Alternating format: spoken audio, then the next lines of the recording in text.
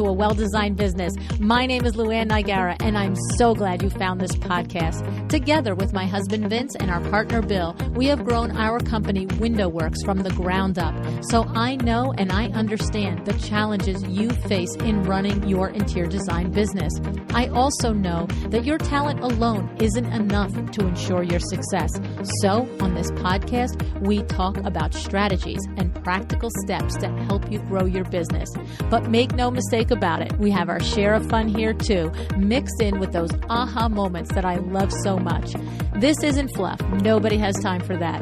Whether you are a new interior designer or a seasoned designer, I am here to help you create and to manage the kind of interior design firm that you dream of. It's straight talk and it's action. Are you ready? Let's get started. Hi, welcome to A Well-Designed Business. Today is WTF Day, Window Treatment Friday. Sometimes I get a little crazy, right? Well, today a good friend of mine and yours is on the show, Sara Lynn Brennan. If somehow you are not familiar yet with Sara, she is an entrepreneur, CEO, and the principal interior designer at Sara Lynn Brennan Interiors. Sara has become the first and only full-service interior design firm in Waxhaw, North Carolina, who specializes in Transitional Designs, where she and her design build team take spaces from bare bones to beautiful by utilizing her exclusive, approachable, and stress-free design process, transforming and renovating homes from start to finish. If you've taken any classes at LuAnn University, then you're also very well aware that she is one of our fantastic instructors at LuAnn University. Sara teaches Process Leads to Profits, and she helps you organize the way you run your design business into a duplicatable process so that you can deliver outstanding results to all of your clients, not just some of the time, all of the time. Sara is also a member of the WCAA National Board. So, as a full-service luxury designer, she also has her hands firmly, and her designs firmly, rooted in the window treatment industry. This episode, in fact, originally aired on my other podcast, Window Treatment for Profit, in July of 2023.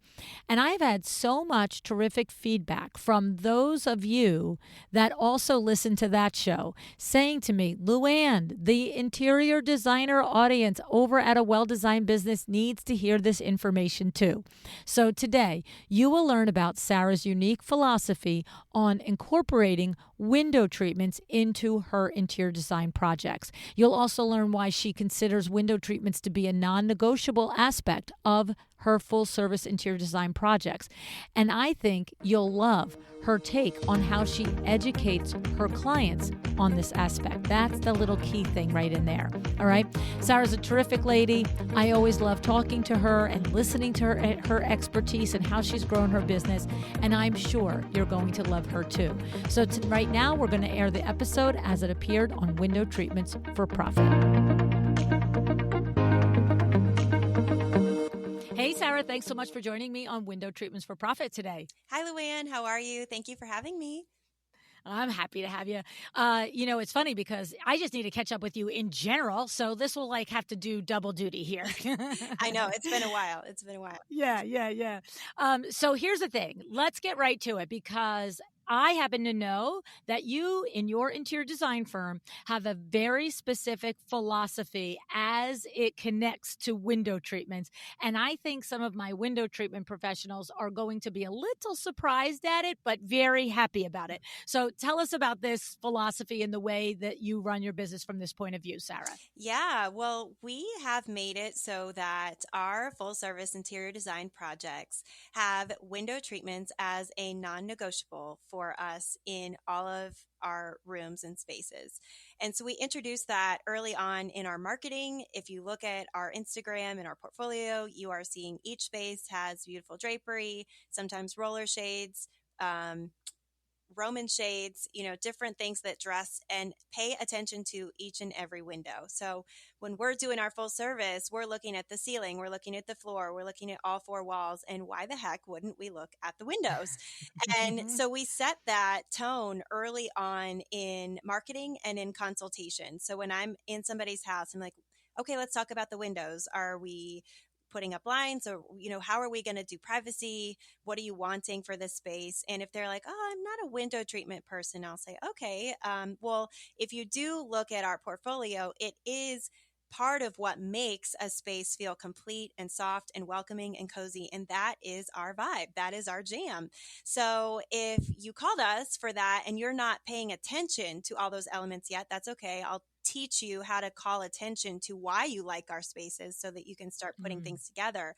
But if you're looking at it holistically, that is one of the reasons. And if I took the drapes out, you wouldn't like it as much. And I can assure you that. So they're like, okay, well, we'll see. And then so we get down the path of we sign them.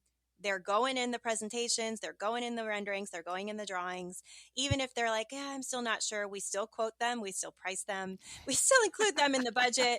And then eventually they're usually like, yeah, I think we're going to leave those out. And I'll say, are you sure? Because then we're going to delay portfolio photos. You're not going to be that after space on my Instagram that you've wanted to be for so long. And, eventually 9 times out of 10, they turn around and they buy those window treatments. So, and I don't have to do a lot of selling because I say it in the beginning, and it's almost like, if you're like trying to get your kids to do something, you kind of like drop it and then they know you're disappointed if they're not doing it. And all you have to do is like point and be like, read my mind. You know what I want? Your shoes are right here. Where are they supposed to be?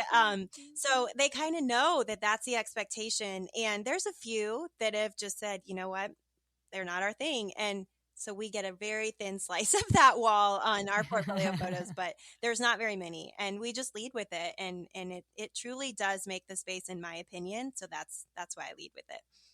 Yeah. So the thing is, it's interesting having sold window treatments for 4 decades. I can tell you the number of times that I have also said similar, and somebody's calling me for window treatments, but it normally is if we're in a more elevated space, the living room, the dining room, the primary bedroom or whatever it might be, and they'll be like, oh yeah, just blinds or just Romans. And I'll be like, great, but we really a great pole and some draperies even just to flank it.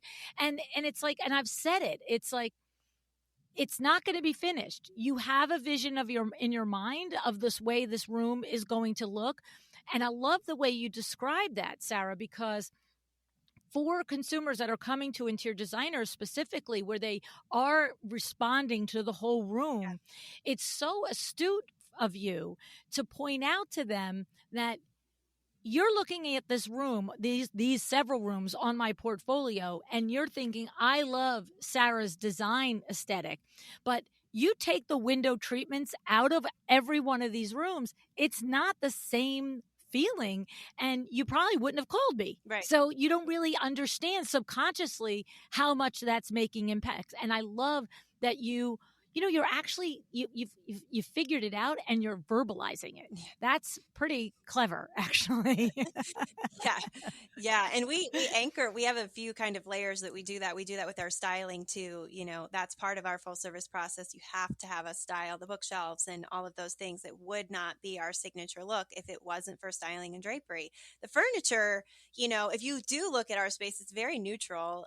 We don't have a lot of pattern, a lot of things going on. So in order to achieve that warmth, that cozy, that personal feel, there has to be softness. And so it's really easy to sell window treatments in a dining room because there's not a lot of softness. It's hard surfaces. In kitchens, we need that soft Roman shade to flank that beautiful range that's like stainless steel and everything's really hard. And and then in the family rooms, we want that to feel soft and welcoming, and especially if it's like a 2-story treatment or something like that. But I think it's important to explain to them, or even to get them to start to see a space as a whole, and then start to break it down and see it the way that we see it, so that as we're selling them things, it doesn't feel like it's not that win-win. In order for you to achieve basically this final product, these are the ingredients that go into it. So if we change the ingredient in a recipe, it's going to come out different, maybe you like better or worse, but you have to be able to articulate like, oh, those pillows do this, they speak to that. And so when we get them thinking like we think, then they know they need all of those elements in the room. And Right, it's right. not like, oh gosh, you need this. And like, why? It's not like their Yes. battle. They're like, oh yeah, I do. Yeah, I do, don't I? And I'm like, yes, you do. Well, and you've hit on it. It's like you start at the beginning, and it's interesting because the nuance there is you're saying that custom window treatments are non-negotiable in your full-service luxury projects, but the nuance is you're not saying you don't ultimately say you actually are legally committed to buying them from me. But what you're saying by that is that it's non-negotiable that you're going to continue to present it throughout the entire process, because that is the key difference. And I love that, and it's genius, because if you just said at the beginning, hey, all these things, you're looking at my look, you're looking at my Instagram, you're looking at my portfolio, you're liking it, and you're really not even cognitively realizing it's the same white sofa in 15 out of the 20 shots. It's the things around it that are making it different, right? Right. Um, but the thing is that your experience is saying that a lot of people at that first conversation are still leaving it going, yeah, but yeah, that's great, Sarah, but I don't really love window treatments, or I'm not going to invest in them. But the non-negotiable part is that you're preparing them that at every step of the process, you are going to, I know you don't want the window treatments, but here's the quote for them. I know you don't want window treatments, but here's the fabric for it. Here's this pretty rod. It's gold. It matches the vase that we picked. Like, that's going in that space. Um, yeah, it's funny because I'll get legitimate reasons why people don't want them. Like, I have allergies and I can't have too much things that would attract dander and things like that. So it's like, okay. And so then we talk about, are there other ways we can treat the window that isn't a drape and still not feel like something was left off and Right. not paid attention to. So a cornice may be the best option for that client, or really pretty plantation shutters. But we're definitely leading with nothing is going to be naked. You're not going to walk by this space and think like, oh gosh, I really need to do that later. The point of Yes. the peace of mind of full service design taken to completion is that you don't walk by that room and have any to do task popping in your brain Mm. ever. That is your space that as you walk by, you can keep focusing on whatever it is you want to focus on, whether that's family, work, life, whatever. But it's not a to do checklist as you see that space. Right, right. I love it. I love it. And the thing is, to pull it apart a little bit, I glossed over it, but that is in the weeds what you're doing. So somebody is saying maybe, yeah, but, or I'm not sure. But when you come with your mood boards, the window treatments are showing up. And then when you come with here's the fabrics for the sofa, and you're saying pick A or B, you're doing the same with the draperies. And if even if they're continuing to yeah, but you're just politely saying, I told you this would be part of the process, right? Yeah. Yeah. And it's so funny because they just start to, I almost feel guilty. It's like we're planting the seed of doubt. It's like, what if you're right? What if I get this whole room done and I don't love it, like you're saying? And what if like I needed to just spend this $5,000 more to get that next level design look that I thought? And then it does take longer, and then I do have to pay you more. And so I think planting that seed of doubt early on is just like, I'll do it, but and I can't, obviously we all know, like, I can't force them to buy anything, and nor would I Right, want to. If they don't want it, I right. don't want you to buy it. My favorite line is volunteers, not hostages, with all things.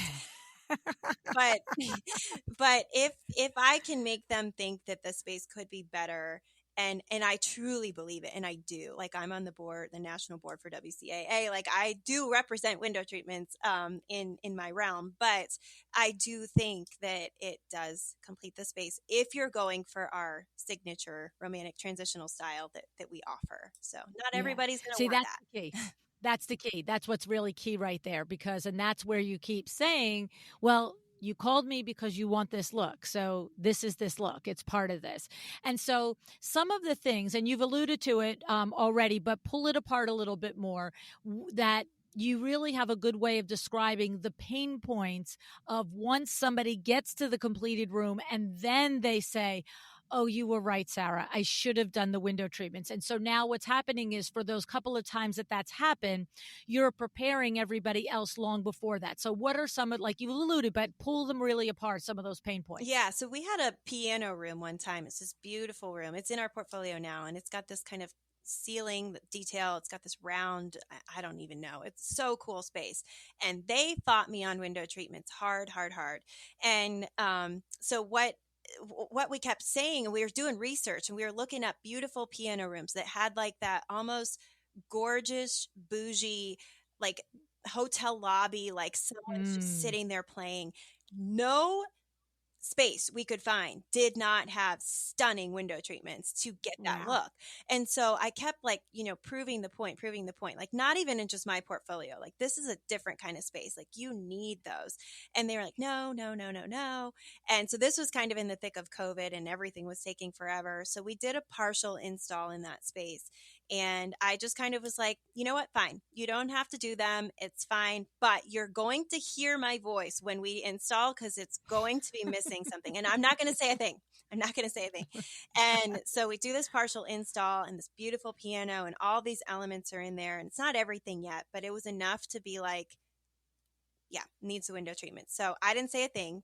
The client called me back and she's like, yes, we want to go forward with the window treatments. And my team and I like all read that email in unison and we had that like huge, like Grinch smile. It like goes up to your forehead. And we were just like, knew it. And it happens all the time. But in that case, since it was delays and COVID, we were doing partial installs. We ended up having to charge more for going out to do those installs more. And the drapery was the last thing to do. There were trip fees that we could have accounted for on trade day in the beginning. And they kept opting out of it. They kept saying no. So it just took so much longer. So that project wrapped up about 6 months before the draperies actually got installed. And it just took forever. But I'm so glad she had that realization on her own, because I think that's the key to it too, is like letting the client make that decision. They have the ability to decide. And I don't want them to do something they think I want them to do. I want them to have full ownership of like, yeah, draperies are good.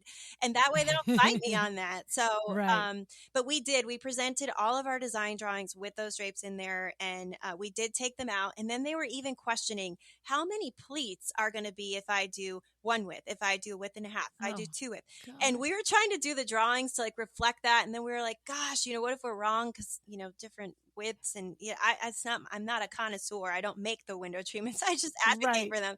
So I was like, gosh. And so it was so complicated. And then they wiped them out, but then they did bring them back in. So that was one. And then another is just like having that space, like you think it's going to be complete and then you see it and it's just not. And so Yeah. it doesn't work for anybody. It's a bad moment for us too. That reveal day, that wow moment is just not there. It's not And there. that's part of our experience. So it's okay. We leave it so that it's open for conversation. And I do a lot of stuff that I want to say to clients tongue in cheek. And so I'll say it, but I say it kind of funny. Yeah. And so I let them leave that door open to come back to me and be like, okay, you were right. But I say it enough where they're like, okay, it's fine.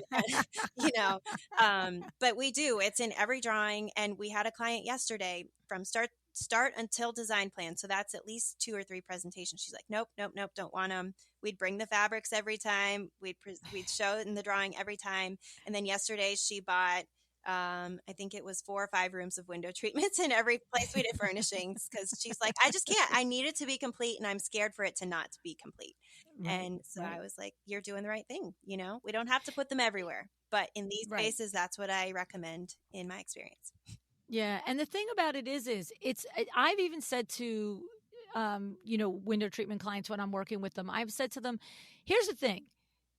If you did nothing in this room and I just did window treatments, the room will look more complete than if you had the entire bedroom suite of furniture and lamps and stuff in here. Yeah. Like there's just something about a window treatment that finishes the room off. And it's funny because like for those of us that are women and then are understand, like a guy, you could put a suit on and maybe a guy puts accessories on, but not all guys do. Yeah. But it's like the black dress. Mm-hmm. You can have 50 women at a wedding as guests, and we're all wearing black dress, but well, at least we think we look different because I've got different jewelry and different shoes and a different bag and all the things. But I think none of us would agree, would even think that the black dress alone is the wow outfit that we're wearing anywhere. Yeah. It's not wow until it's finished. Yep. And that you could have a $10,000 black dress, like, but it's still like, oh, that's great. Yeah. You look fine. Yep. You know what I'm saying? Yep. So, Yep. and I think that's the same with a room. And what you're saying as an interior designer, putting amazing furnishings, accessories, everything else into the room, that until the drapes are there. And I love that you're saying to your clients, if I finish this room and there's no drapes and you don't like it, don't look at me, look at you. Like, it's not the sofa, it's not the lamp, it's not the rug, it's the drapes are missing. Yes. Yes. And we are truly saddened when we like actually don't get our window treatments. There's only been a couple, but there was a 2-story room we did, and I was like, can we Photoshop them in? Like, can we just somehow have them in? But and they may do it, and sometimes clients do. They'll say no, and then they recoup some budget, and they come back a year later and they'll do it. Yeah. But they do. It's always known that there is something missing, and I'm not afraid to say it, and because I do believe it. I do think it would up level them a little bit more. And if you look at our designs, we're not using prints and big boofy things. Like, we are like swags and all that crap. yes, and we're not we're using probably the same 3 linen fabrics and like the same exact hardware on almost all of our projects. They're just different colors, and sometimes leading edge if we're feeling wild. Yeah. And really out of control. But so it's not like we're doing things that are just going to go out of style for them. Like, we tell them, we want you to do this once every 10 years or, Right. maybe longer, but we're not trying to create something that's trendy for you to have to replace or anything like that. Like, we just do it to create that soft layer, frame out that beautiful window. And people don't look at that. Like, when they're buying their home down here, especially in Charlotte, North Carolina, there's a lot of beautiful architecture in the windows, like curved windows and 2-story. And they're looking at that as, oh, there's a lot of natural light in this room. But when you go to furnish this space, you've got scale, you've got things that you have to think about. Otherwise, your furniture looks teeny tiny. Right. So those are all the things we have to talk them through, is in order for this to feel right, this is one of the elements you're going to need to soften this space. So it's just part of the conversation every time. I love it. I love it. I love it. And the another thing I heard you say in there was sometimes you hit them with, you want to be in my Instagram feed, but if you don't have the drapes, like, you're not going to be in the Instagram feed. Because I know a lot of your clients do come to you through Instagram, and there is that, like, am I going to make the portfolio? Am I going to make the Instagram feed? And so you're like, yeah, like, it's not going to happen. It's like a takeaway. Yeah, they do. They want to be the after so bad. And I'm like, well, the after only comes when it's complete. So I love it.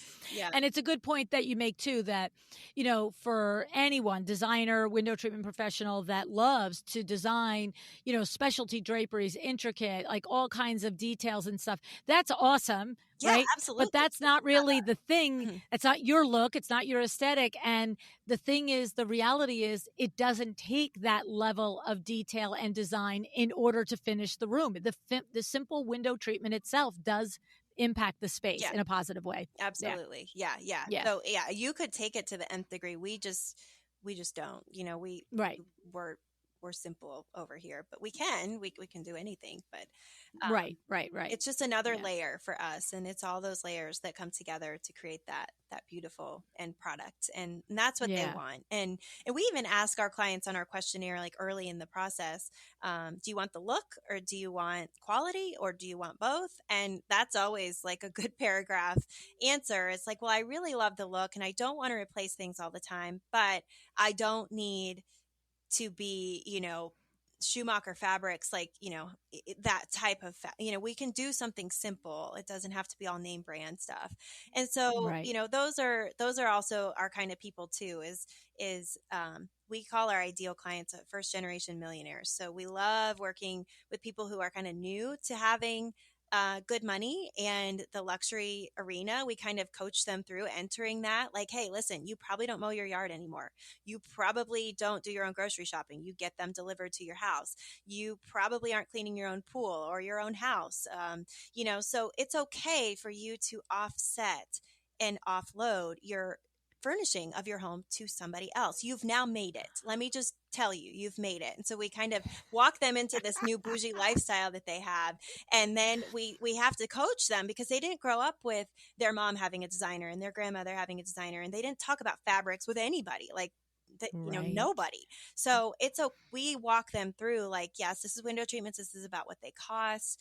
Have you ever bought them before? Because if you're thinking they're $100, they are not, And so Right. we know that those are our ideal people that want that look, and we get one shot. So it's not like we're going to put them up and then, oh, I don't like those in a year, we're going to switch them out. Like, we get one shot. So Right. making things last for our clients and making things really transitional so that they can evolve over time with their home is what we love to do. And so that kind of makes things a little simpler for us in terms of fabric selections and stuff like that. I love that. I love the specificity of that, people who are, new millionaires, right? Yeah. Because it is a very interesting crossroads of mindset, Yeah. right? Because as when you reach that point of, and of course, I'm thinking about myself, you know what I mean? Yeah. Like, I don't come from money. I'm not second generation people who make money. And so there is all through the years, as you do ascend in your own careers and you create your own wealth, whatever level of that is, there are things that you're just like, heck yeah, I'm a new millionaire. I'm not cleaning my house. But then there's other things. Like, I remember when Vinny came home with a Mercedes, I was through the roof pissed. Okay. Like, he came driving in the driveway one day and he walks into the kitchen. He's like, hey, I got us a new car. I'm like, wait, what? Oh, And he goes, yeah, come out and look at it. And there is this big, established man, Mercedes, it's like, the S500 class or whatever. And I was probably, I don't know, maybe I was 35, 36 years old, but you got to understand, he was 50. yeah. It was his I made it car. Yes. You know what I'm Yeah. saying? But me at 35, I was just like, that is ridiculous. I'm going to feel like I'm driving my father's car. I am not getting in that thing. Oh, I love that. And the thing is, I recognized that there was a mindset to, I was perfectly fine driving the car in the passenger seat. I'm with Ben. I'm with my grown-up husband. We're a grown-up couple. Right. But when I got into drive myself, I was like, yeah, this is like my dad's car, and it took me a hot minute to just get in the damn car and drive it because I just felt like such a pretender. Yeah. You know what I'm saying? Yeah.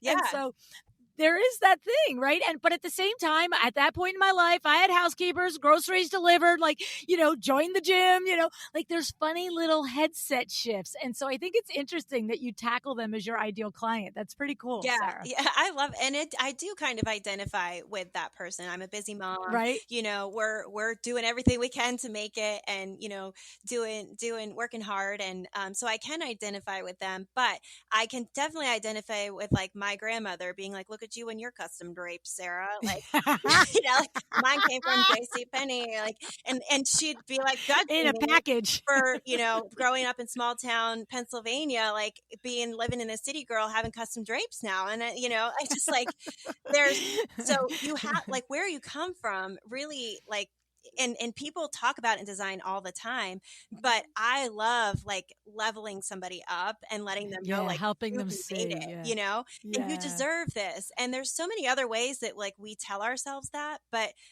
everyone, well, not everyone, but a lot of people at that milestone of their life are still DIYing their homes. right. So Oh yeah, they're hanging with people who've already made it, maybe like that next generation who they're working with their colleagues with, but they can't have them over for a dinner party, but they want to go to their Right. house for a dinner party because they've got the nice wine, they've got the nice house.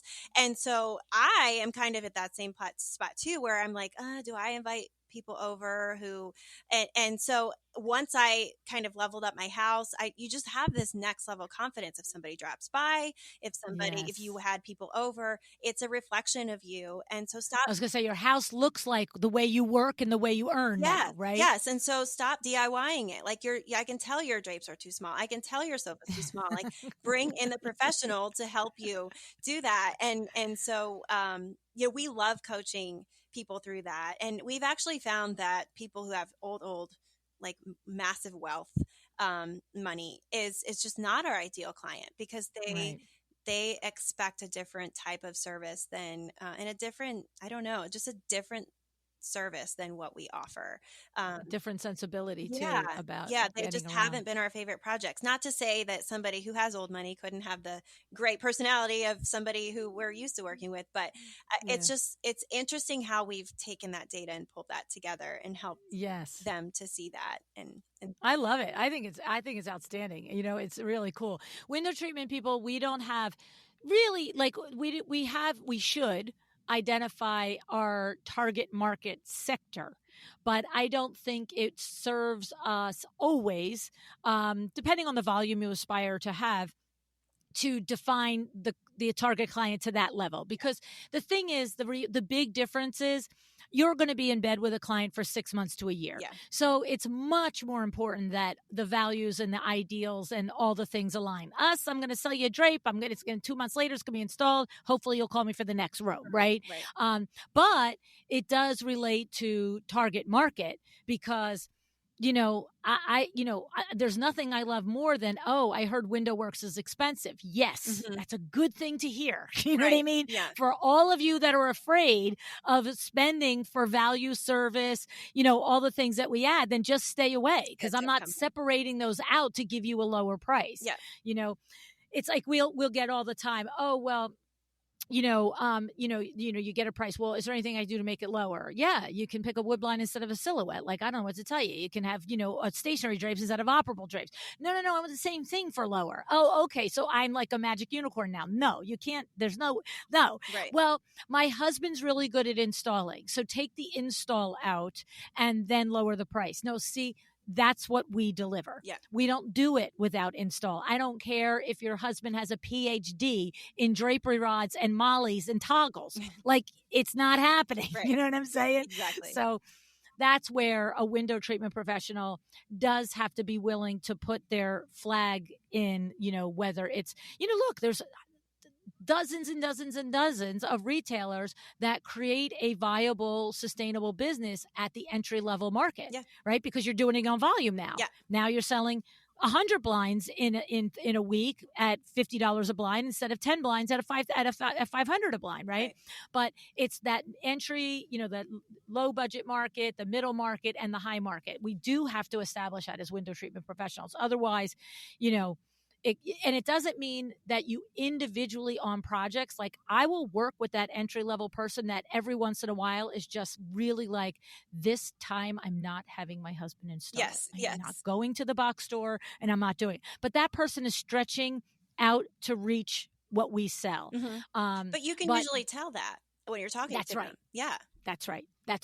And so it's not that I never counsel window treatment professionals to not cross sell to the different sectors, but there has to be a lane that you're recognized as your lane. Right. And you can't worry about that the others are going to not want to be in your lane. Right. That's the thing. And that just comes down and I love it. to your services. If you're not selling panels. And I think that as soon as they start to see it as the individual components, like, oh, how much is that hardware? How much are those panels? Right. What about the lining? Can we take that out? Then, and that's where I was just telling our internship the other day, or our intern, I was saying, if they start looking at the individualized itemized items, then we failed to emphasize the experience of the whole thing. Right. So the experience is that you pick the fabric, magically gets made, you come home one day and they're done. It's not the planning of, oh gosh, now I have to go get this and I got to do this on the weekend. Make sure I go get those screws. Like, it's going to get done. And if you have a problem, you call us and then it's fixed. It's magically fixed. So I think if you if you allow yourself to sell panels, or if you allow yourself to just sell hardware, then that puts you kind of in a certain service category. But if you're selling the whole thing, then don't compromise on that, because as soon as you Right. do, they're going to ask you 8,000 questions about what the components are for all of the costs of those things that you just lost. You just lost them. It's 100%. Like I say all the time, if you're selling the commodity product, you're dead in the water before you start. Yeah. And especially like with us with hard treatments, you can actually price shop an actual Hunter Douglas, Graber, whatever it is, name brand, blind, style, size, all the things. But if that's what you're selling, then yes, you're inviting the comparison of price. Right. But I'm not selling a commodity blind. I'm selling the whole full service value experience of having a luxury custom window treatment person, do your window treatments for you. And to that point is, those new millionaires are a lot in that category too, because window treatments are complicated. They're tedious, especially if you are a new millionaire and you've just bought your brand new millionaire home. Yep. And there's 9,000 things to do. And maybe they haven't crossed over to I'm entitled and I deserve a designer yet. But for us window treatment people, that millionaire will cross over to a custom window treatment person one step before Yep. the designer. So I love that you're getting them and then bringing the window treatment in. It's like, yay. Yeah. Yeah. And it So. is great because our workroom, we churn them out, and it's not like it's a surprise every time. Like when we put in an order, it's probably one of 5 fabrics every time. Same hardware company. Like, they're like, same thing as last time. Like, yep, always. And we can then, like you've talked about on this podcast many times, eyeball estimate. I know it. Like it's like every single time I know what those layers are going to cost. I know how to look at a 2-story versus a 1. Like we've done it. So I just know. And then when we're including them in our full service projects, it just allows us to project profitability so much more. And if I do a consult with somebody and let's say I miss the full service realm, but I end up selling them window treatments at a full service level, that's still a huge win for us, because the profitability of a window treatment project is huge. And if you price it properly. But so that is still something that if we do a consult and we don't get the whole house of furnishings, but we do get the whole house of window treatments, our workroom's happy, we're happy, less work for us. Fine, let's just make that a shorter project, move on through it, and just knock that out. And eventually they may come back. So we still see that as a huge win. And I am super committed to drapery, and I say it from the beginning, and we do stand by it, and it works out for us. I love it. I love it.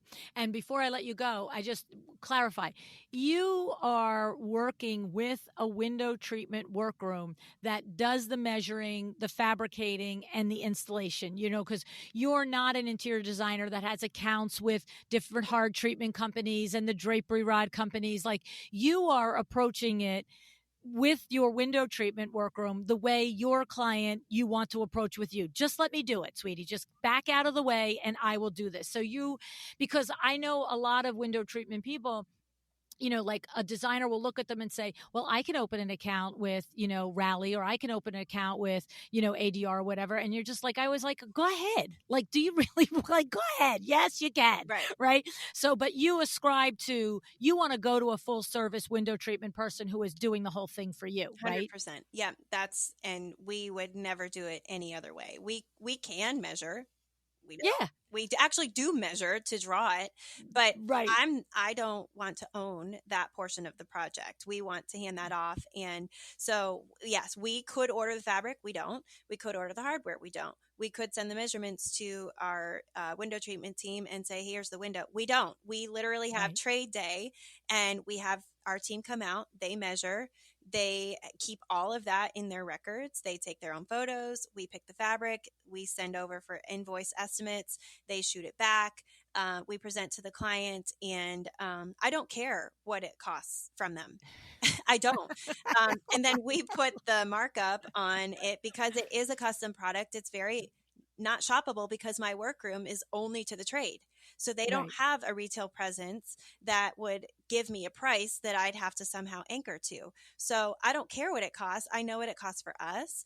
And our clients pay that included into the whole shebang. And I Yeah. estimate that from the very, very, very first visit, what it's going to cost. Yeah. Yeah. And the thing is, what I love is the actual sentence is, I don't care what it costs as long as you do everything you said you would do and you deliver and make me look good. Yeah. Then I don't care what it costs. Right. Right. Right. Right. Yeah. I mean, that's the thing. It's funny because I've said this 1,000 times between the two podcasts. It's like every once in a while I'll get a designer and be like, well, I know how to measure and I could fill out a work order form and, I could hire an installer. And I always say to them, I said, I'm pretty sure you know how to dunk a paintbrush into a bucket of paint too. But are you actually going to go paint your client's room for them just because you can?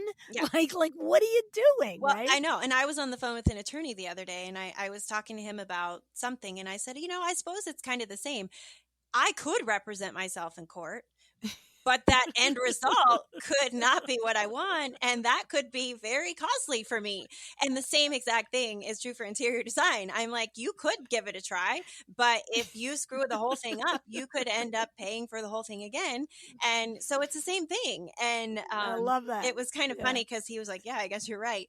And we were talking about my contract. And so it's the same thing. Yes, I could do it, but even if I spent, like, I'm not kidding you, even if I spent 20 minutes thinking about that measurement, that's 20 minutes I could have spent doing my next proposal or doing, something else that made me money. Moving the needle in your business in a certain way. Anyway. So why do I need to be the one to do that or anyone on my team? And we love it the way that we have it set up. And if there's a problem, we just call up the workroom and we're like, hey, this happened. The roller shade. The other day we had a roller shade like get eaten. Like the side of it was like shredding in like the rolly part. And so I was like, I don't know what's happening. But we send them over and they help fix it. And, we just facilitate that part. But, we do own the job. So you have to have a workroom that you trust that gives you good quality work. But we don't want to be ordering and any more than we need to. No. And I love that, it was ripping in the rolly part of his shade. Rolly part. Toilet paper this way or that way. That's how we describe it. Oh, the rolly part where it's like where the bracket is. Yeah, that thing. Oh my goodness. See, that's why I don't order. You can't have me. Right. Like why? Right. Oh my goodness. Well, I think it's awesome. I love this philosophy. I think I know that you are not alone as an interior designer in this philosophy. You might be one of the few that is literally doing it so actionably. Like I love that. And I think a lot of designers can learn from here's the crux of all of this for me. Is that we know we can't make somebody do something. We can't. We get that. You can't make somebody buy it. But what I love is that, like you said, in your way, your disarming way, you're saying, I'm going to keep presenting it to you all the way to the end. I'm going to keep giving you the selections, the pricing, all of the things. And you can't stop me from doing that. And I'm telling you it's going to happen. You can keep ignoring it. But the reality is just like you said, the further they get along and the vision builds and it becomes, all right, let me just, it's like there's been 3 or 4 times in my life when I've walked into Nordstrom's to get an outfit. Okay. Mm-hmm. And what I mean, I've walked in there 1,000 times, but there's been 3 or 4 times where I've walked in and I need an outfit for a specific thing, whether it's a wedding or a speaking engagement. And as soon as that personal shopper walks into the dressing room and says, do you need help? I know I'm going to spend $1,000 more than I ever intended to spend. Like, I just know it. Like, I'm just like, okay, great. Here we go. Right. Like, and I'll be like, well, because I'm going to walk out with the pants and the shirt. She's going to bring the shoes over, the jacket over, the scarf over. And I'm just like, dang it. And then she's going to, and this jacket would go great with these pants too. And now you get 3 outfits out of it. And I'm just like, yeah, let me just get my credit card here. Right. Because in your brain, you're like, what if it doesn't? What if I don't get that and I wish I had it on that day? Right. It's like she's a professional. She knows that all this stuff should go with it. And that's that same feeling. And it's like, I might through 3 changes going, nope, I'm just getting this one pair of pants and this one shirt. By the time I'm done, I'm like, all right, whatever. Here, take the credit card. You open the door and she's standing there and you're like, shh. And you have to hand it all to her. Yes, I'll buy it. So, like, I imagine that same experience. Somebody's been listening to you the entire process. The room is being built around it. Finally, the price is there, and they're like, yeah, uncle, you're right. It's going to look 10 times better. Well, and I can't make them buy it, but I can make them see it. And I can show it to them in 3D rendering and just make it keep showing up in their That's what I mean. It's like once that personal shopper there, and then I'm going to see the outfit the way she would have built it. Yeah. Like if I'm just like going to get the stupid shirt and pants and walk out, I don't know what I'm missing. Right. And that's really the magic of what you're doing. You're putting it in front of them, the possibility of what it could look like. And the fact that in the beginning, you're saying, that's the thing. It's always about the expectations, right? In the beginning, you're saying, you can say no every time, but I'm going to keep doing this. Mm-hmm. It's okay. We're just, So I love it. I love it. It's such a great way to look at everything, Sara. And I appreciate your perspective on this. Thanks for coming on today and telling us all about it. Absolutely. Yeah. Yeah. Love it. Love window treatments. Glad to be here.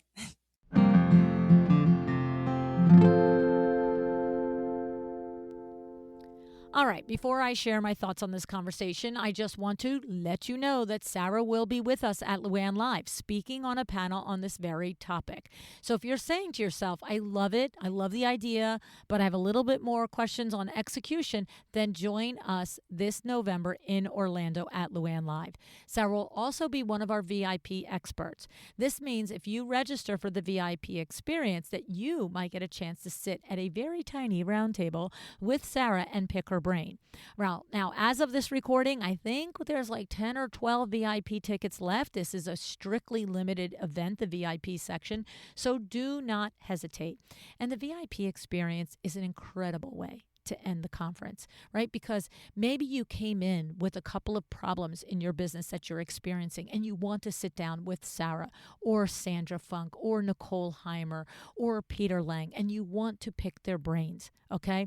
Or maybe after 2.5 days of me filling your brains with all kinds of new information, you want to take the chance to leave the conference with a little clarity and a little focus. And you can do that by talking to the experts. All right. So regardless of whether you are a VIP ticket holder or not, you will certainly have the opportunity to talk with Sara, whether that's at a lunch or a dinner or at either of the networking parties that we have scheduled. So go to LuAnnLive.com to learn more and get your ticket now. All right. Now back to Sara. Listen to me. I'm going to tell you, I did window treatments for 40 years. We all know that almost 100% of all rooms look better, look more complete when it has custom quality window treatments in them. I know there's some spaces and places that it's not necessary, but most of them do look better. Sara talked about it, right? And so the thing is, I also know that it's sometimes hard to get your clients to understand that. And this is exactly what Sara was talking about, right? But I love that she's a very persistent lady and she always figures out a way to get the things done. Okay. And this is what she does. I love that her approach to full service design is that it should not require to-do lists or tasks for the clients post the project. She said she wants every single client to walk by a room knowing it's done, nothing left to do. Okay, this is providing a full service luxury experience. This is what we talk about on the podcast all the time. All right, so the key takeaway here, though, that Sara has zeroed in on, it's setting the expectations early, right? She starts in their marketing.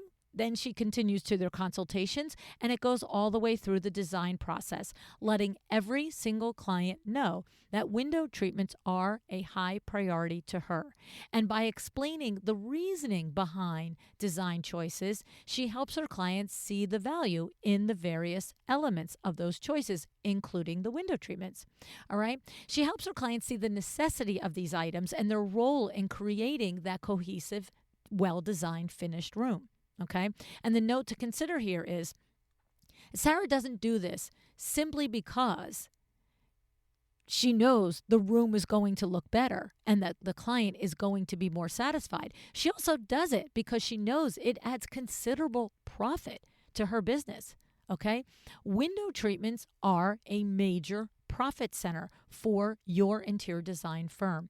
Okay, so it is about the portfolio looking good. It is about the client being super happy. It is about avoiding that, hey, this room doesn't look as good as I thought it was, and them not realizing it's because theirs doesn't have the drapes. Okay, but it is also because this is a profit center. Sara's a heck of a hashtag smart lady. I got to tell you, I've known it since the day I met that kid. Okay. And if you'd like to learn more about her and her business journey, go to the show notes because Sara has been on this podcast 4 other times. Okay. Episodes 463, 514, 524, and 607. You can learn a lot from her, and you can also witness, as I have been able to witness firsthand, the growth of her as a CEO throughout the years. It's been incredible to have a front row seat to that. So, looking forward to seeing Sara in November in Orlando. You too. I hope you will join us there. And I thank you for listening. Decide to be excellent.